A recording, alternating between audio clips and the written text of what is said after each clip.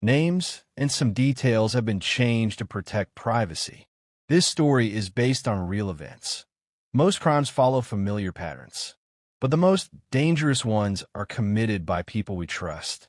Often, victims don't realize they are living with a monster, not a loving partner, until it's too late. And sometimes, when the truth finally comes out, there is no time left to fix the mistake. The woman in today's story survived. But the question remains, was it really a victory or something far more disturbing? Michelle Baker was 33 years old. Her first marriage had ended quietly, leaving her disappointed but hopeful for a better future. For a while, Michelle enjoyed her independence. But deep down, she dreamed of stability, marriage, and children. She had no children from her previous relationship, but she always wanted a family. In the early 2000s, Michelle became more socially active, hoping to meet the right man. That's when a mutual friend introduced her to Dr. Andrew Monroe. Andrew was a well-known physician with a private practice in Clearwater, Florida. Respected, successful, trusted by everyone around him. His former wife worked as a paramedic, and their shared background in healthcare quickly brought him and Michelle closer. Andrew was 33 years old at the time. He told Michelle about his failed marriage and how lost he felt afterward. The attraction was instant. Within a month, their relationship moved shockingly fast. Even Michelle was surprised when Andrew moved into her small home in Bay Heights, Florida. Almost overnight, she became a stepmother to his 2 children from his previous marriage. 1 month later, Michelle shared life-changing news. She was pregnant. Andrew reacted with uncertainty. But after some hesitation, he proposed marriage. He suggested a small, intimate beach wedding in Key West. Just the 2 of them, no guests. It sounded romantic. Perfect. Michelle agreed. She flew to Florida full of hope. But just days later, everything changed. Andrew suddenly postponed the wedding. He claimed his family strongly opposed a private ceremony and wanted to be present. Michelle was deeply disappointed, but she respected his wishes and agreed to wait. That evening, the couple went out to dinner. The conversation was calm, normal, but shortly after leaving the restaurant, Michelle began experiencing severe abdominal pain. At home, she noticed light bleeding. Andrew examined her himself and assured her everything was fine. He blamed stress from the postponed wedding and told her she needed rest. By morning, the pain had faded, but Michelle couldn't shake the feeling that something wasn't right. Later that day, after Andrew left the house, Michelle made an important call. She contacted her trusted physician, Dr. Jonathan Hale, for a second opinion. She was worried about her age, about her first pregnancy, and about what had happened the night before. That phone call would change everything. Michelle didn't know what to expect and wanted to be on the safe side. Her medical history from previous examinations included a diagnosis of endometriosis, a condition that could potentially complicate pregnancy. She feared it might become a serious problem.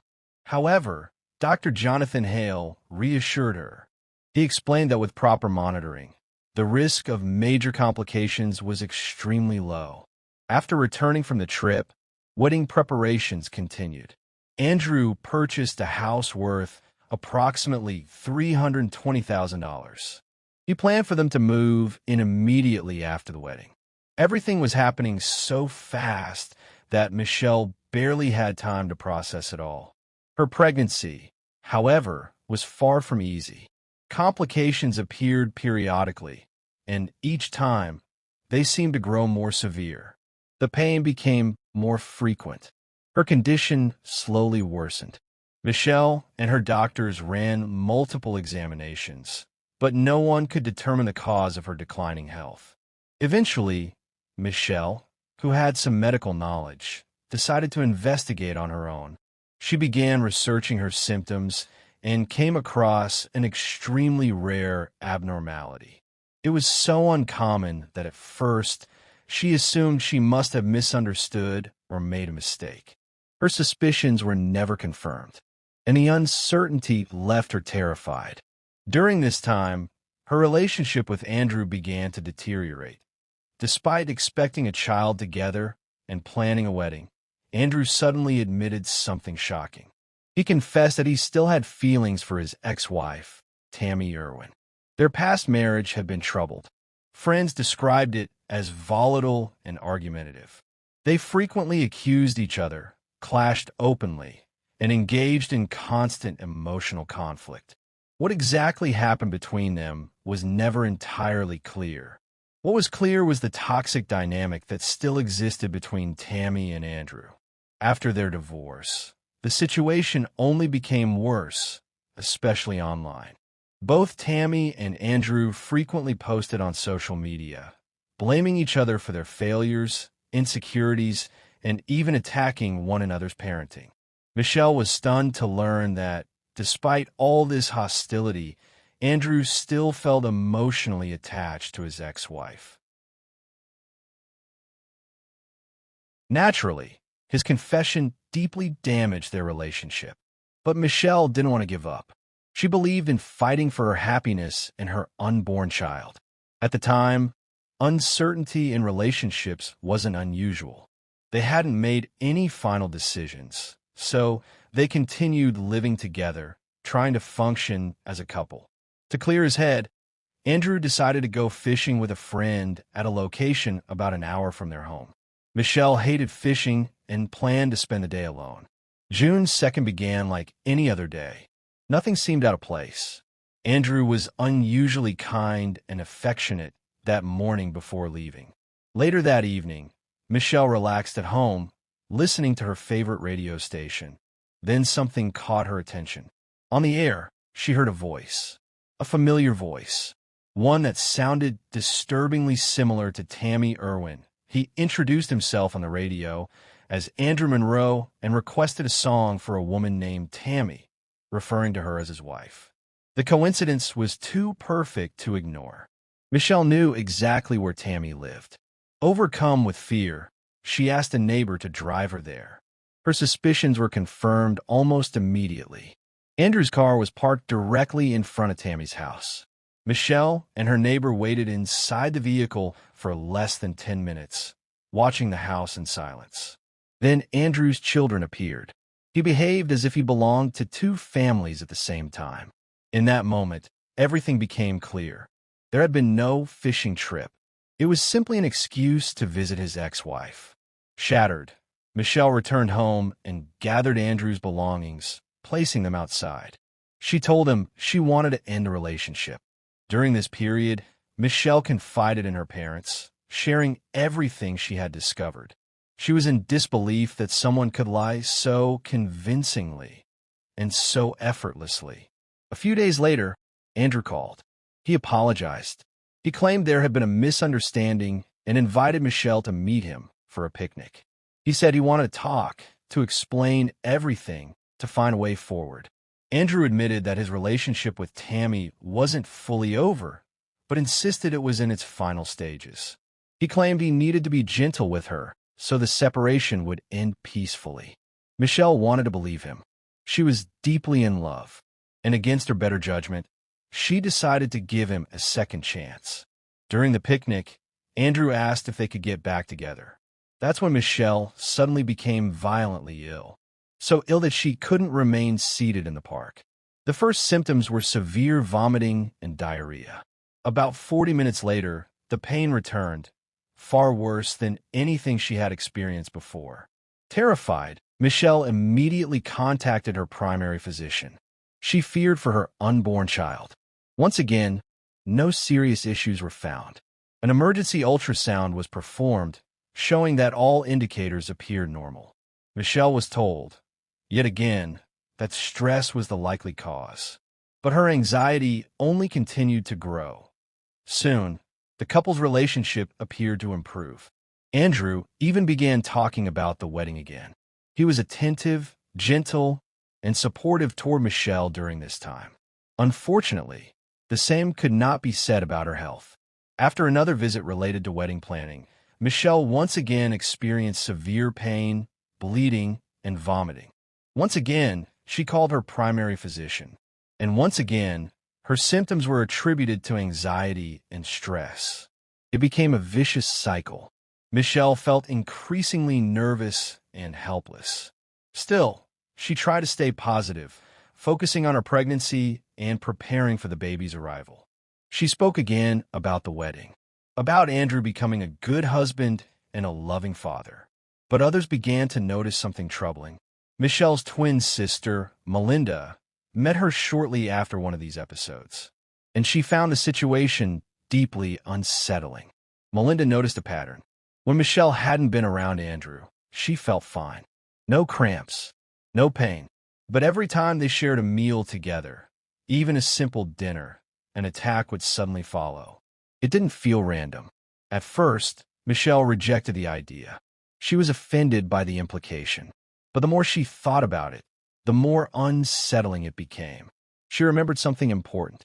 During their last visit, when she suddenly felt ill, Andrew had brought drinks, and he never drank them himself. At the picnic, he had brought all the food with him. During the first attack at the restaurant, Andrew had also insisted on ordering drinks. Ignoring her initial doubts, Michelle realized a disturbing pattern. Every episode happened after she consumed food or drinks Andrew had prepared or brought. Michelle chose not to confront him. Instead, she decided to conduct a quiet experiment. From that moment on, her suspicions only deepened. When Andrew later claimed he was taking his children on a short vacation to Florida, Michelle didn't believe him. She drove to Tammy's house. As expected, Andrew's car was parked there. This time, Michelle got closer to the building. She could see Andrew inside, talking. She wanted to know exactly what was being said. Through an open window, Michelle overheard Andrew and Tammy Irwin talking. They were discussing the wedding. At one point, Tammy asked what would happen to the baby. Andrew calmly replied that everything would be taken care of and that there was no reason to worry. The moment Michelle heard those words, she knew her sister had been right. She became convinced that Andrew was deliberately making her sick, slowly, carefully, in order to cause a miscarriage. Michelle didn't confront him. She didn't cause a scene. Instead, the next day, she went straight to the police station. She reported her suspicions. She spoke calmly. She made no accusations directly to Andrew. At that point, she didn't want revenge. She wanted answers. She wanted to understand why someone would do something like this. The story she told officers sounded so unusual that, at first, they didn't believe her. The detectives who took her statement had decades of experience. None of them had ever encountered a case like this. The allegations were so extraordinary that Michelle was asked to take a polygraph test. It could have been a breakthrough, the first step toward opening an investigation. But the test was never conducted. Department regulations prohibited polygraph testing on pregnant women due to potential risks to the unborn child. The police were also concerned about legal liability and lawsuits.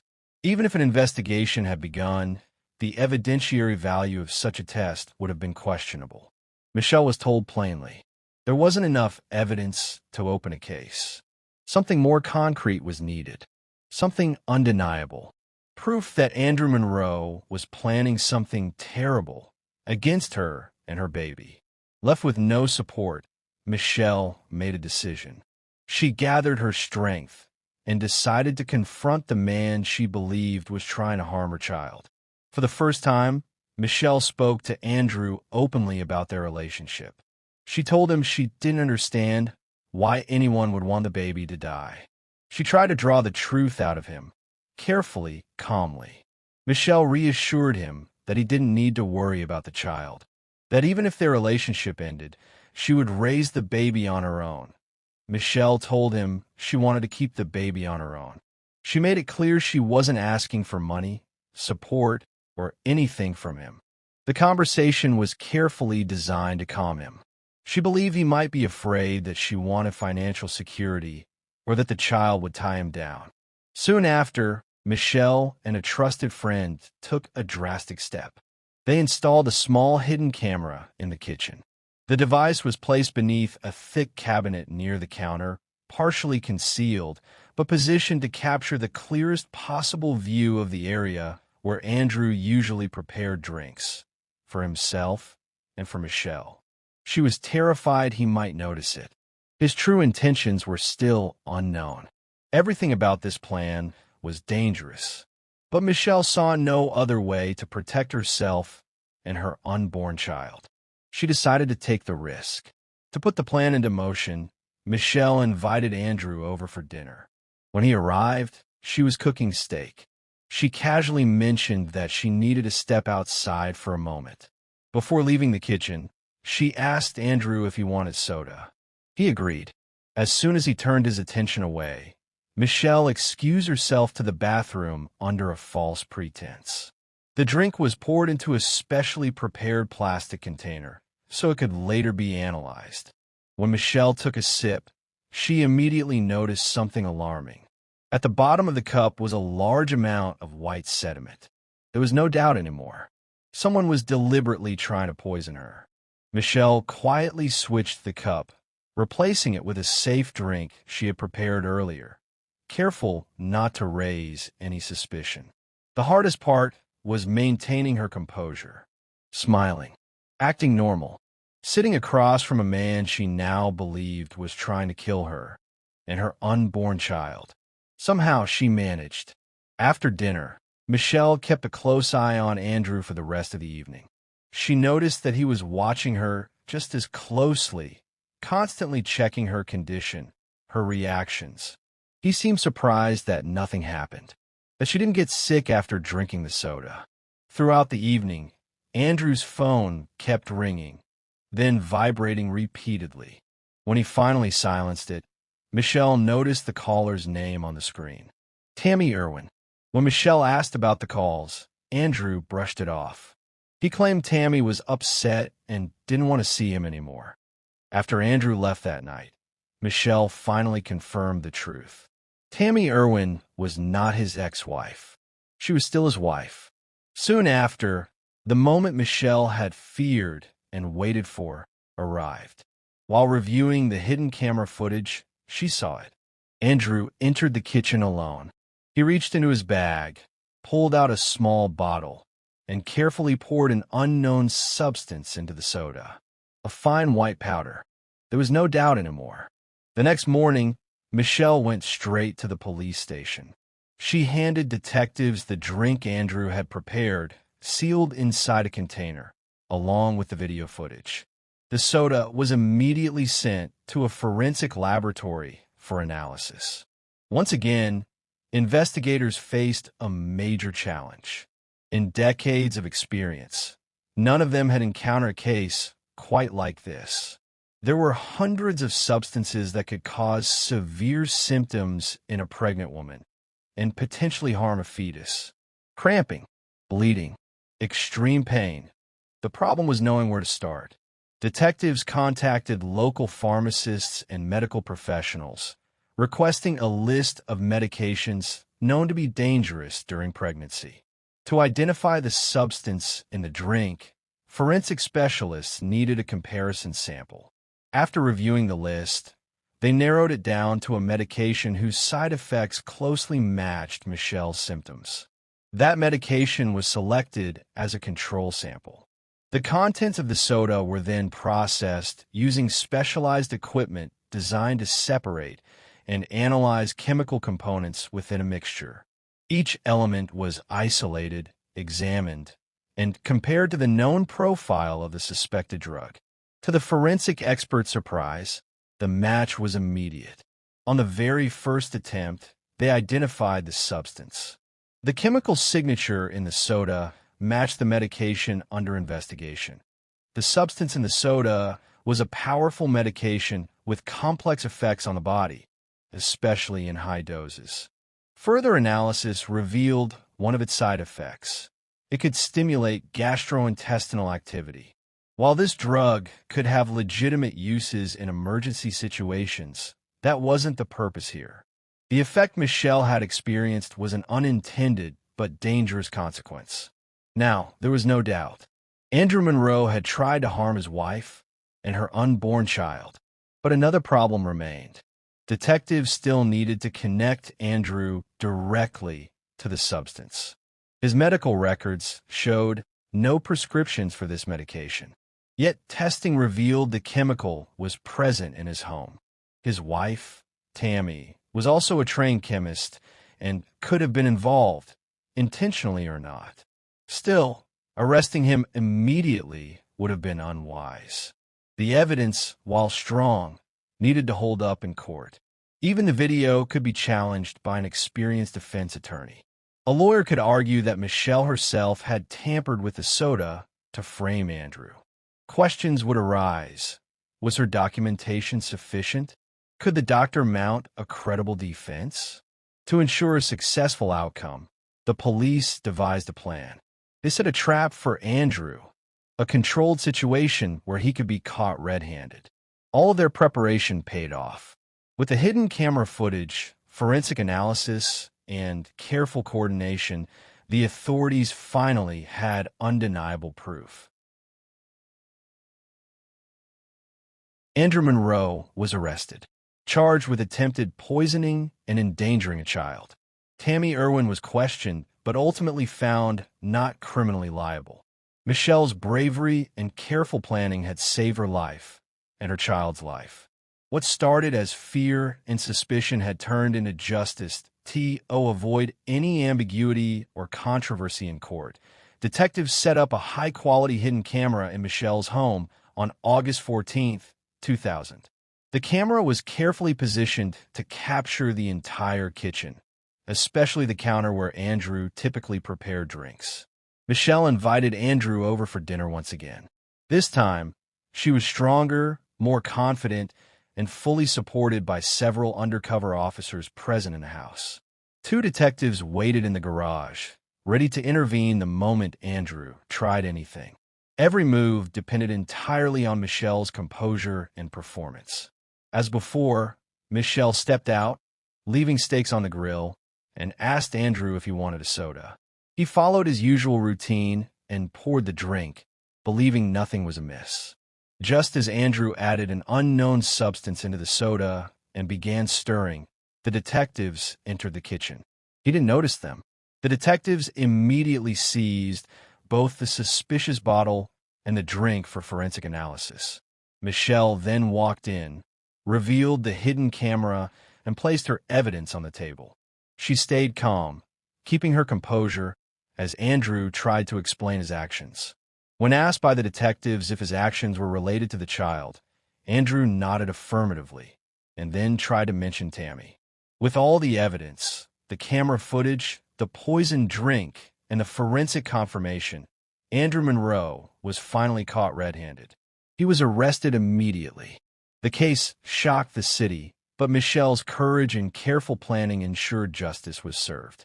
Her bravery not only protected herself, but also saved her unborn child from harm. It remained unclear whether Andrew intended to harm his wife or if the substance was accidentally used. Further testing confirmed that Andrew's nurse, Mandy Monroe, had used the substance in powdered form, and additional traces were found in the backpack in his car. With sufficient evidence, Mandy Monroe was charged with attempted murder of the unborn child. The case, involving a highly respected nurse, shocked the public and received widespread media attention. During the autopsy, no traces of drugs were found in the placenta, leaving the exact cause undetermined. Official reports noted that Andrew did not admit guilt, instead trying to shift blame onto his wife. He claimed he didn't harm the child out of his own free will, but because he believed it was promised by Tammy. For Tammy, it was their relationship, and Andrew never truly intended to harm the baby. Michelle, however, remained focused on justice. Despite the medical inconclusiveness, she insisted that the couple was responsible for the child's endangerment. She advocated for legal punishment for the attempted crime. The bureaucracy slowed the process. The case was so complex and intricate that the district attorney eventually allowed charges to proceed. Without these charges, The couple could have escaped accountability entirely, as the child was not legally considered an independent person before birth. At the time, there was no specific law against harming an unborn child. Michelle's bravery and determination ensured that justice was finally served.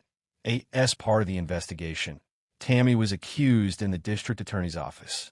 Further evidence confirmed that she had paid for the drug used in the plot. This was her first criminal charge, and she was formally prosecuted. Dr. Andrew Mansing was charged with attempted harm by contaminating food with a potentially dangerous substance. He was sentenced to 5 years in prison, had his medical license revoked, and was banned from practicing medicine in the United States for life.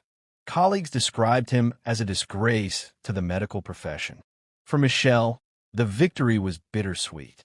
She felt that she could not undo the harm done to her child, but thanks to her collaboration with authorities, she was able to secure the most serious charges possible. Little Michaela's life was forever altered. Her memory remains a solemn reminder of how dangerous and manipulative some people can be. Share your thoughts on this story in the comments. The truth has spoken.